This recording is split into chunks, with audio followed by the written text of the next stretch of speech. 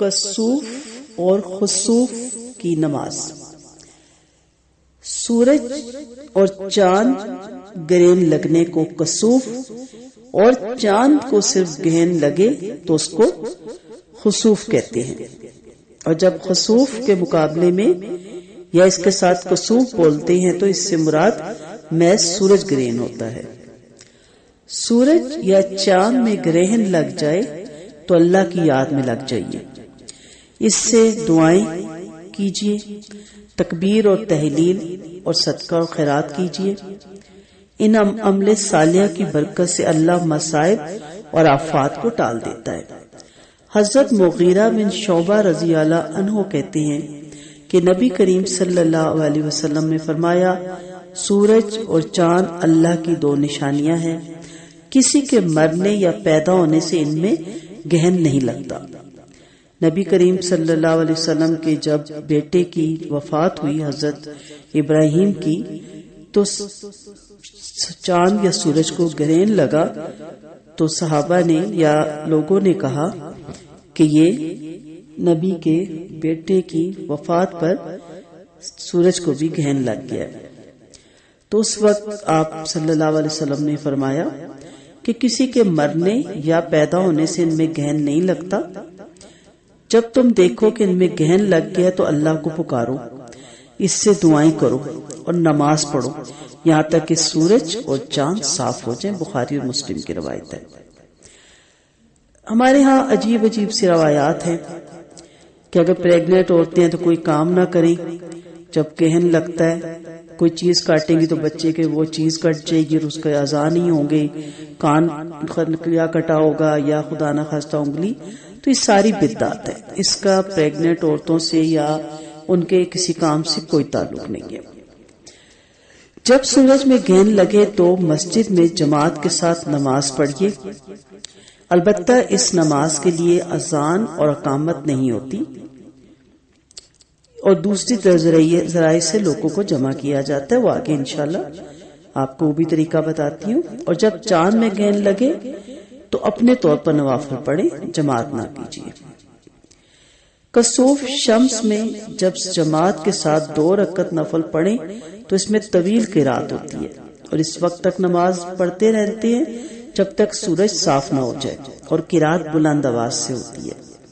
نبی کریم صلی اللہ علیہ وسلم کے دور میں ایک بار سورج گرہن لگا، اتفاق سے اسی دن آپ کے، جیسے میں نے بتایا، حضرت ابراہیم علیہ السلام کا رضی اللہ عنہ کا بھی انتقال ہوا، اور لوگوں نے کہنا شروع کیا تو نبی کریم صلی اللہ علیہ وسلم نے لوگوں کو جمع کیا، 2 رکعت نماز پڑھائی۔ اس نماز میں آپ نے نہایت طویل قرات کی، سورۃ بقرہ کے بقدر قرآن پڑھا، طویل رکوع کیا اور سجود کیا۔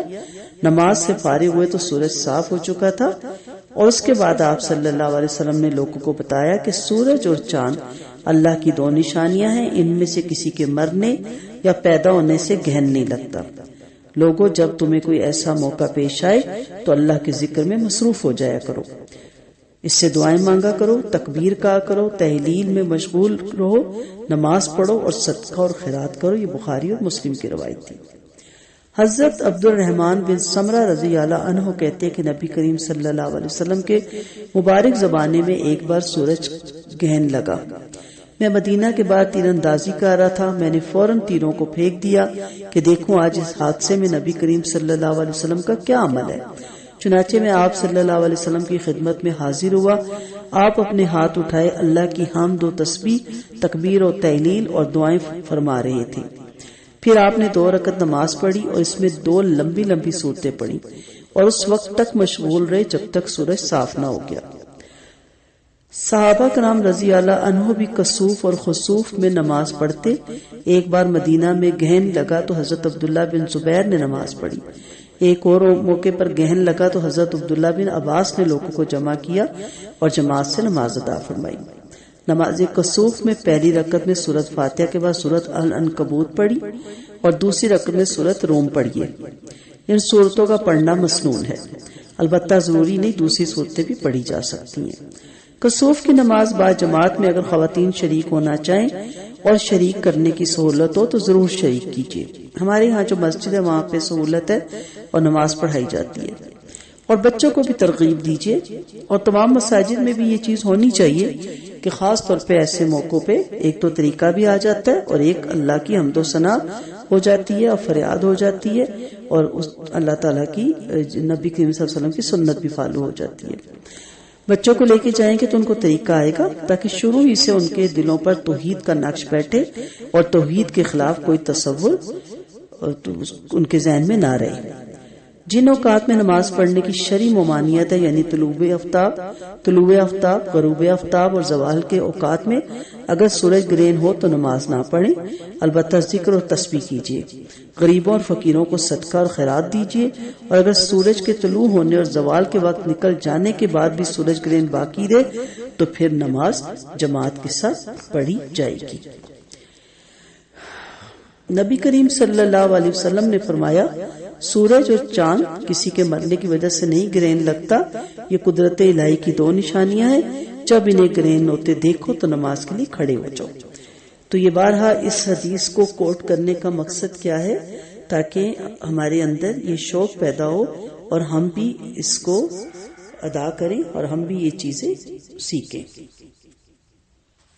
جیسا کہ میں نے کہا کہ اس نماز کی نہ اذان ہے نہ اقامت ہے، اس کو بلانے کا طریقہ کیا ہے؟ سیدنا عبداللہ بن عمر رضی اللہ عنہ سے روایت ہے کہ جب سورج گرہن ہوا تو آپ صلی اللہ علیہ وسلم نے ایک شخص کو اعلان کرنے کا حکم دیا، ان الصلاۃ جامعۃ، نماز تمہیں جمع کرنے والی ہے، یعنی نماز کے لیے جمع ہو جاؤ. اس طرح سب کو اکٹھا کیا گیا اور اکٹھا کر کے یہ نماز پڑھی گئی.